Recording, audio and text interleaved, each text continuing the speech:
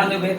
आज हम लोग क्वेश्चन करने वाले हैं पेज नंबर 247 पे question number 7। Already question number 1, 2, 4, 5, 6 सारे क्वेश्चन हो चुके हैं, ठीक है। इनकी वीडियोस भी अवेलेबल है, तो घर जाके उसको एक बार घर पे रिवीजन कर लेना, ठीक है। आज जो करने वाले क्वेश्चन नंबर 7 दैट इज 247।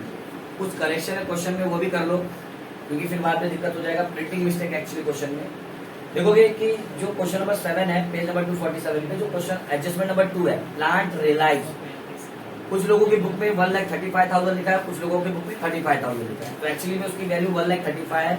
जिसके बुक में 35,000 लिखा है वो करेक्शन कर लेगा, 1,35,000 कर लेगा, ठीक है। शुरू करते हैं। सबसे पहला काम तुम्हें पता है क्या करना, एसेट्स को वैल्यू करना और लायबिलिटी को वैल्यू, बराबर। सबसे पहला एसेट्स वैल्यू करना और लायबिलिटी वैल्यू करना। उससे पहले एक नोट्स दे रहा हूँ इस क्वेश्चन के लिए, और बाकी आगे कहीं पे भी ऐसे क्वेश्चन मिले तो आप उस नोट्स को फॉलो करिए, ठीक है। ये नोट्स लिख लो। If cash of bank is not given in the question then we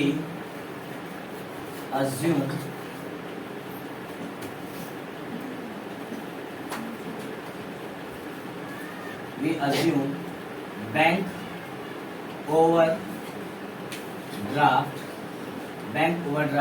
as balance BD in bank account credit side, ठीक है। देखो ये वाले क्वेश्चन में अभी तक हमने जितना भी क्वेश्चन किया उसमें बैलेंस शीट के एसेट साइड में या तो कैश लिखा हुआ मिल जाता था या तो बैंक लिखा हुआ मिल जाता था। लेकिन जो क्वेश्चन नंबर 7 है उसमें बैलेंस शीट के एसेट साइड में कैश या बैंक लिखा हुआ दिख नहीं रहा, बराबर, या फिर कैश या तो बैंक ऐसा लिखा हुआ दिख नहीं रहा। तो मैंने क्या बोला, अगर कैश बैंक नहीं लिखा होगा तो कैश बैंक की जगह पे क्या दिया होगा क्वेश्चन में, बैंक ओवरड्राफ्ट, जो देखो दे रखा है बैलेंस शीट के लायक, ठीक है। मैं क्या कह रहा हूँ कि अगर क्वेश्चन में कैश या बैंक ना देखना को मिले, बैलेंस शीट के अभी तक हम लोगों ने जितना क्वेश्चन किया बैलेंस शीट के एसेट साइड में कैश या बैंक लिखा होता है, लेकिन इस क्वेश्चन में एसेट साइड में न तो कैश लिखा है ना तो बैंक लिखा है। तो एसेट सिचुएशन में तुम्हें क्या करना है, मैंने लिखा है यहाँ पे नोट्स, इफ कैश और bank is not given in the question then we assume bank overdraft as a balance BD in bank account credit side. अगर कैश बैंक ना दिया हो तो जो बैलेंस शीट में कैश या बैंक दिया हुआ है, जो बैलेंस शीट में कैश और बैंक नहीं दिया हुआ है ना, तो कैश और बैंक नहीं दिया है तो कैश और बैंक की जगह पे क्या दिया होगा, बैंक ओवरड्राफ्ट। देखो लायबिलिटी साइड में बैंक ओवरड्राफ्ट दिया, लायबिलिटी साइड में बैंक ओवरड्राफ्ट 39,000, तो उस बैंक ओवरड्राफ्ट को हम क्या मान लेंगे, बैलेंस बीडी, कहाँ का, बैंक अकाउंट का, वो भी कौन से साइड में, क्रेडिट साइड में। जैसे अभी तक हम जो बैंक अकाउंट बनाते आए उसके डेबिट साइड में हमेशा बैलेंस बीडी आता है। क्यों आता था, क्योंकि वो कहाँ पे दिया होता था, बैलेंस शीट के एसेट साइड में। कहाँ पे दिया होता था, बैलेंस शीट के एसेट साइड। और एसेट्स का बैलेंस क्या होता है, डेबिट। एसेट्स का बैलेंस क्या होता है, डेबिट, इसलिए डेबिट साइड में बैलेंस बीडी लिखते थे। लेकिन इस क्वेश्चन में कैश बैंक तो दिया नहीं है, कैश बैंक की जगह क्या दिया है, बैंक ओवरड्राफ्ट। कैश बैंक की जगह क्या दिया, बैंक। देखो कैसा क्या होता है, कभी कभी या तो बैंक में पैसा पड़ा होगा प्लस में, या तो बैंक से पैसा माइनस होगा, है ना, या तो प्लस में पड़ा होगा या तो माइनस में पड़ा होगा। अगर प्लस में पड़ा है मतलब तुम्हारा पैसा, और अगर माइनस में पड़ा है, होता है ना कभी कभी बैंक बैलेंस माइनस में चले जाता है, तो बैंक बैलेंस माइनस में चले जाता है, इसका मतलब क्या है, आपको बैंक को पैसा चुकाना है। मतलब आपने बैंक से एक तरह से क्या ले लिया, कर्ज। क्या ले लिया, कर्ज, जिसे किस नाम से बोलते हैं, बैंक ओवरड्राफ्ट। तो जाहिर सी बात है अगर क्वेश्चन में कैश या बैंक ना दिया हो तो कैश और बैंक की जगह पे हम किसको कंसीडर करेंगे, बैंक ओवरड्राफ्ट को क्या कंसीडर करेंगे, बैलेंस बीडी। अब चालू करते हैं, नोट्स लिख लेना, अभी कैसे अप्लाई करना वो बताऊंगा। सबसे पहले एसेट्स वैल्यू करेंगे, टू एसेट्स अकाउंट, क्या क्या दिया, 3 एसेट्स दिया हुआ, प्लांट डेटर स्टॉक, लिख लो, प्लांट बताता हूँ, प्लांट डेटर और स्टॉक, समझते जाओ बताते जाओ। कितना दिया हुआ प्लांट, 1,20,000, डेटर कितना दिया हुआ है, 45,000, और स्टॉक कितना दिया हुआ है, 75,000। टोटल कितना हो जाएगा, 2,40,000। तो ये आपका हो गया टोटल एसेट्स। ये आपका क्या हो गया टोटल एसेट्स। अब क्या करेंगे, लायबिलिटी को टोटल करेंगे, तो क्या लिखेंगे, बाय लायबिलिटी अकाउंट बराबर। अब जब लायबिलिटी को वैल्यू करेंगे तो मैंने क्या बताया था, पार्टनर का कैपिटल नहीं लेना, पार्टनर का करंट, पार्टनर का loan, general reserve, reserve fund, profit and loss, ये सारी एंट्री नहीं आएगी, बाकी सब ले लेंगे। शुरू करते हैं, सबसे पहले क्या दिया कैपिटल, शैलेश, स्मिता और हेमंत लेंगे क्या, नहीं। उसके बाद क्या दिया लोन, ले लेंगे, कितना दिया हुआ लोन 12,000। उसके बाद क्या दिया सन्ड्री डेटर, क्रेडिटर, तो ले लेंगे क्रेडिटर भी, कितना है क्रेडिटर 9,000। उसके बाद बैंक ओवरड्राफ्ट ले लेंगे क्या, लिखना नहीं, रुको अभी, बैंक ओवरड्राफ्ट ले लेते थे, बैंक ओवरड्राफ्ट ले लेते थे, लेकिन इस क्वेश्चन में बैंक ओवरड्राफ्ट को हमने क्या मान लिया, बैलेंस बीडी। इस क्वेश्चन में बैंक ओवरड्राफ्ट को क्या मान लिया, क्योंकि कैश बैंक तो दिया नहीं है, कैश बैंक तो दिया नहीं है, तो बैंक ओवरड्राफ्ट को बैलेंस बीडी मानना पड़ेगा तुम्हें। इसका मतलब ये जो बैंक ओवरड्राफ्ट है ये बैलेंस बीडी बन जाएगा बैंक अकाउंट में, वो भी कौन से साइड में, क्रेडिट साइड में। यहाँ पे बैलेंस बीडी की एंट्री आ जाएगी। तो क्या जब बैंक ओवरड्राफ्ट बैलेंस बीडी बन जा रहा है तो यहाँ पे एंट्री आएगा क्या, नहीं। आई बात समझ, अगर बैंक ओवरड्राफ्ट जैसे कैश, हम क्या करते थे याद करो, बैलेंस शीट में अगर कैश दिया होता था तो कैश हम लोग कहाँ पे लिख देते थे, यहाँ पे लिख देते थे बैलेंस बीडी के नाम से, बैलेंस बीडी के नाम से बराबर। तो क्या उसकी एंट्रीज में आती थी क्या, नहीं आती थी ना। उसी तरह ये बैंक ओवरड्राफ्ट क्या बन जा रहा है, बैंक अकाउंट का बैलेंस बीडी बन जा रहा है। क्या बन जा रहा है, बैंक अकाउंट का बैलेंस बीडी। तो यहाँ पे रियलाइजेशन अकाउंट में बैंक ओवरड्राफ्ट की एंट्री आएगी क्या, क्योंकि वो कहाँ पे चला जा रहा है, बैंक अकाउंट में चले जा रहा है। यहाँ पे तो आने से रहा, क्लियर बात। अगर बैलेंस शीट में कोई दिया एंट्री तो उसकी एंट्री कितनी बार होगी, एक बार। तो एक बार अगर यहाँ पे हो जा रही है तो यहाँ पे आएगी क्या उसकी एंट्री, नहीं। तो सीधी सी बात याद रखो कि अगर क्वेश्चन में कैश का बैंक ना दिया हो तो बैंक ओवरड्राफ्ट को क्या मान लेंगे, बैलेंस बीडी। और अगर उसको बैलेंस बीडी मान ले तो उसका एंट्री रियलाइजेशन में नहीं होगा, क्लियर है बात। चलो, तो बैंक ओवरड्राफ्ट नहीं लिखा हमने, टोटल कर लो कितना आ जाएगा 21। याद रखो ये चीज, हाँ ये चीज याद रखना कि बैंक ओवरड्राफ्ट हमने नहीं लिया। क्यों नहीं लिया, क्योंकि वो बैलेंस बीडी बन गया किसका, बैंक अकाउंट का, राइट। अब क्या करेंगे, एसेट्स को बेचेंगे, लायबिलिटी को पेमेंट, एसेट्स को बेचेंगे और लायबिलिटी को पेमेंट करेंगे, ठीक है। एसेट्स को बेचना चालू करेंगे और लायबिलिटी को पेमेंट करना चालू करेंगे। सिंपल सा है, बाकी कुछ नहीं। खाली ये अलग से एक नोट्स में यहाँ पे फॉलो करना पड़ रहा है, जस्ट बिकॉज ऑफ कैश और बैंक बैलेंस शीट में नहीं दिया। तो ऐसी बात याद रखना कि फ्यूचर में कभी कोई क्वेश्चन मिले तो ये नोट्स को अच्छे से याद रखना। If there is no cash और bank in the balance sheet then bank overdraft is treated as balance BD in a bank account, right. अब चालू करते हैं। एसेट्स को बेचने का इंफॉर्मेशन देखो, पहला एडजस्टमेंट क्या कहता है, it was agreed that first adjustment Shailesh to discharge loan and treat debtor at a book value. कहता है कि शैलेश कौन है, पार्टनर, शैलेश कौन है, पार्टनर। वो एग्री होता है इस बात पे कि लोन का भरपाई वो करेगा। और मैंने क्या बताया था, कोई भी पार्टनर कुछ भी पेमेंट करेगा तो सेपरेट एंट्री आएगी। तो यहाँ पे हम टू कौन पे कर रहा है, शैलेश, तो शैलेश लिख लेते हैं यहाँ पे, शैलेश लेना,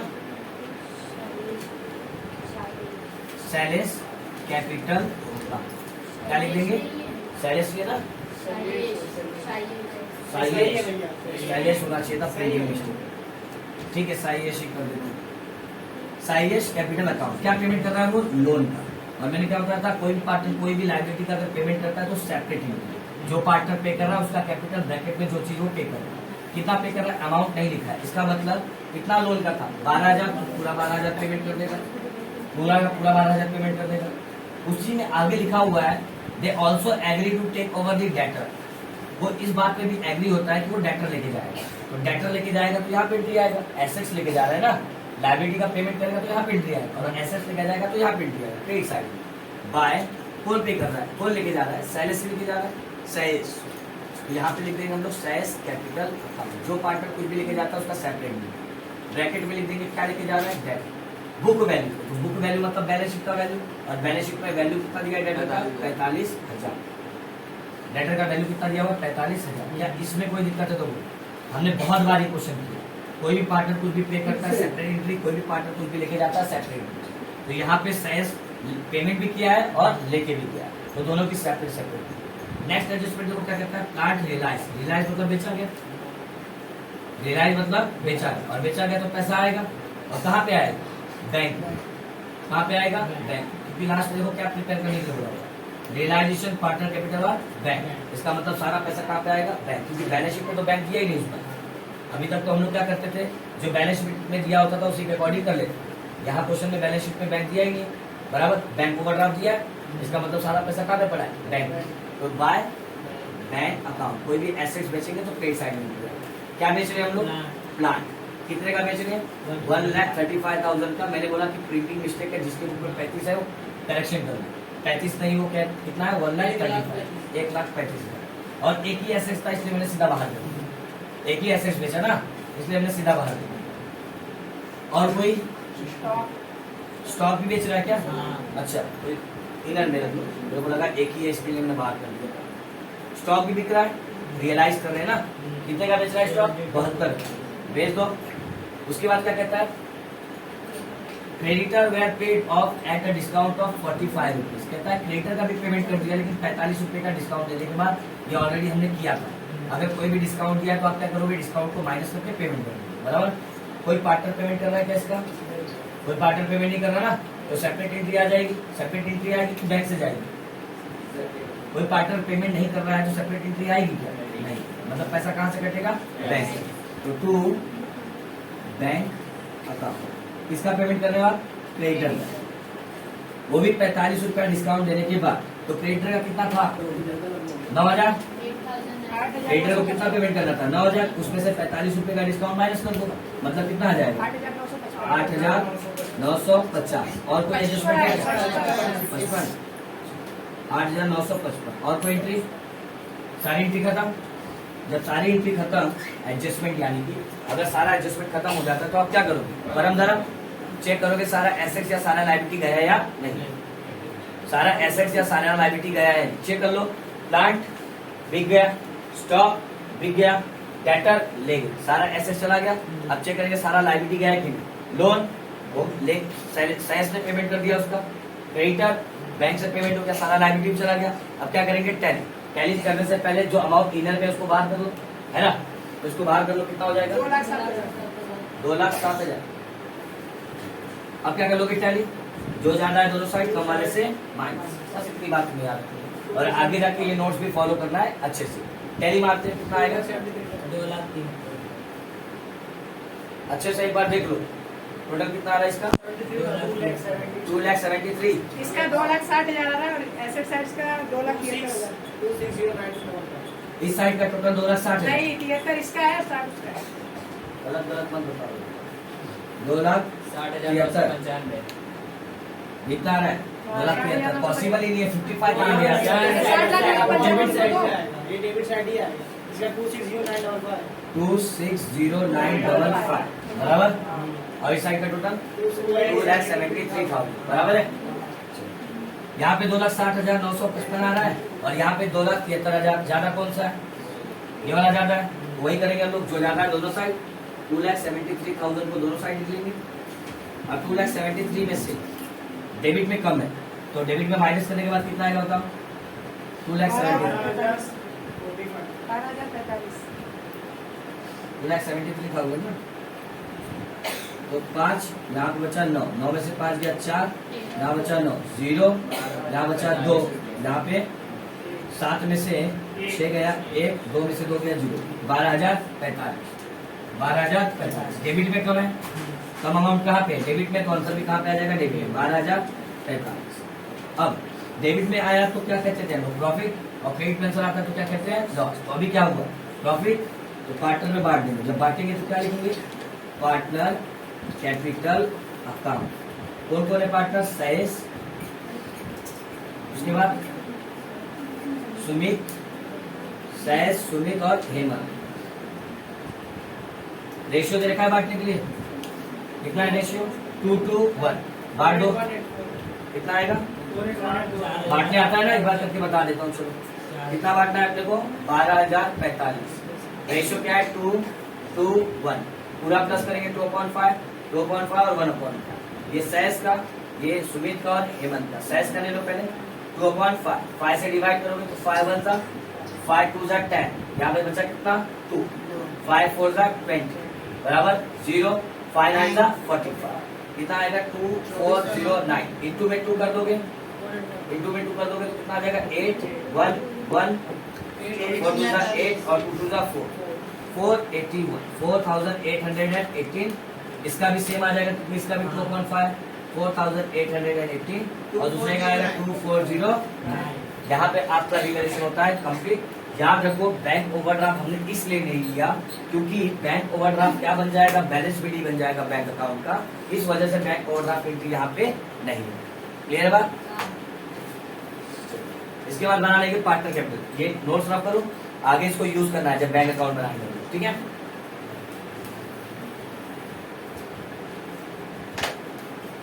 पार्टनर कैपिटल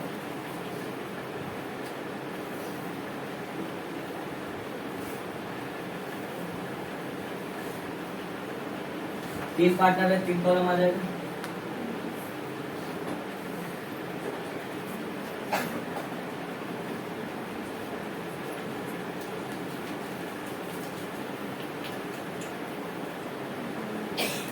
पर्टिकुलर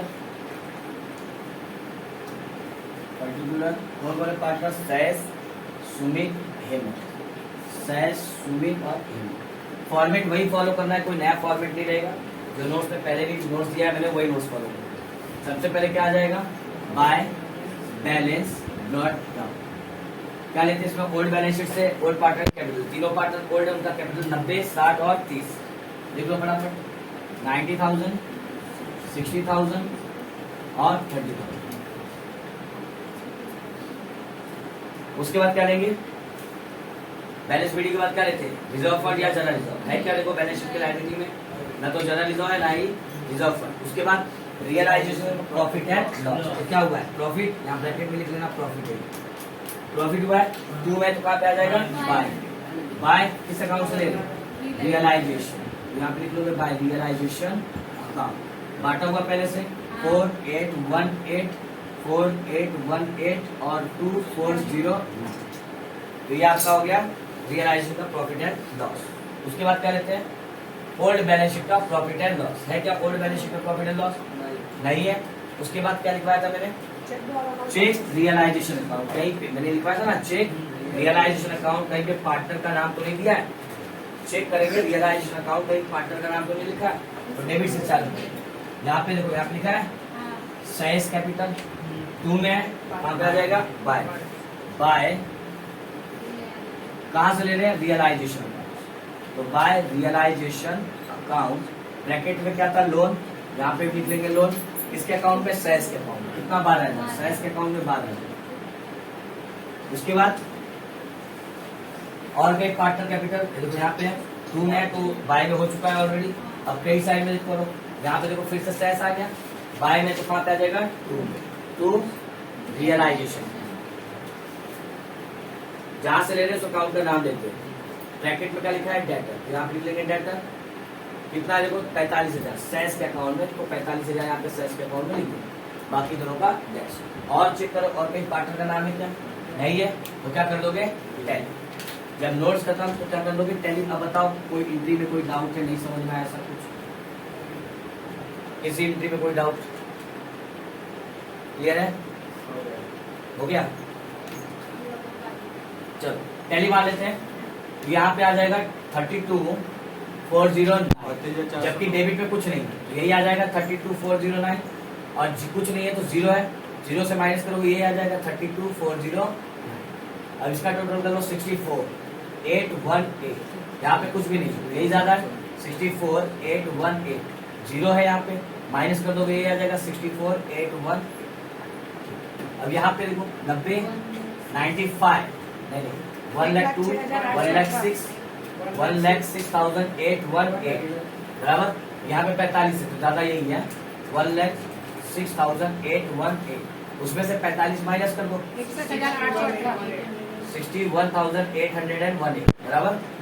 अब ये जो पैसा है कहाँ सारा पैसा बचा हुआ है ना, सैस के हिस्से में, सुमित के हिस्से में और हेमंत के हिस्से में, तो पैसा क्या करेंगे लेके जाए, और सारा पैसा पड़ा कहाँ पे बैंक, तो कहाँ से लेके जाएंगे बैंक, चाहिए तो ब्रैकेट में बैलेंस फिगर लिख सकते हो बैलेंस। इसके बाद बना लेंगे बैंक बैंक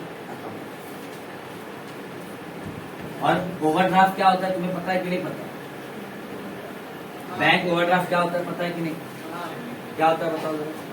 बैंक ओवरड्राफ्ट और फैसिलिटी रहती है जो करंट अकाउंट होल्डर को मिलती है। Bank overdraft is an facility. Bank overdraft एक तरह की फैसिलिटी होती है जो किसको मिलती है? सिर्फ और सिर्फ करंट अकाउंट होल्डर। इसमें आप क्या कर सकते हो? अपने अकाउंट में जितना बैलेंस है उससे ज्यादा विड्रॉ कर सकते हो for a certain time period.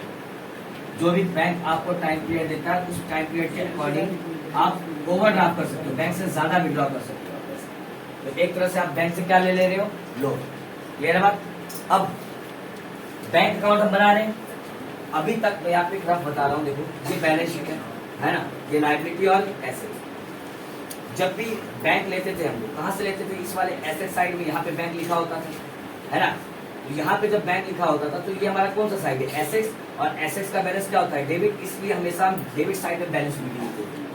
हमेशा कहाँ पे लिखते थे? बैलेंस बीडी डेबिट साइड में। क्यों? क्योंकि बैंक कौन सा साइड में दिया है? Debit side. इसलिए हमेशा डेबिट साइड में बैलेंस बीडी। लेकिन इस बार तो बैंक दिया ही नहीं। बैंक की जगह पे क्या दिया?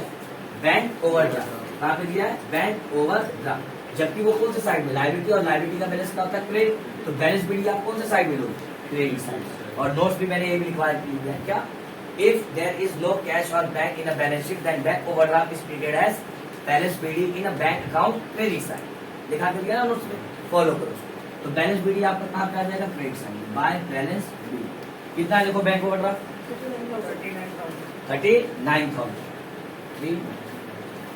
अब क्या कर लेंगे? टैली कर देंगे। टैली करेंगे कि इससे पहले एक और एंट्री है ना, बैलेंस बीडी के बाद चेक ऑल दिया था। तो चेक करेंगे कहाँ कहाँ पे बैंक दिया हुआ है। 2 का बाय का 2 खत्म नहीं। शुरू करते हैं यहाँ से। यहाँ कहीं बैंक दिया है क्या? पहला बैंक 2 में है, कहाँ पे आ जाएगा? बाय। बाय कहाँ से ले रहे हो? रियलाइजेशन से ना। यहाँ पे क्या आ जाएगा? By realisation.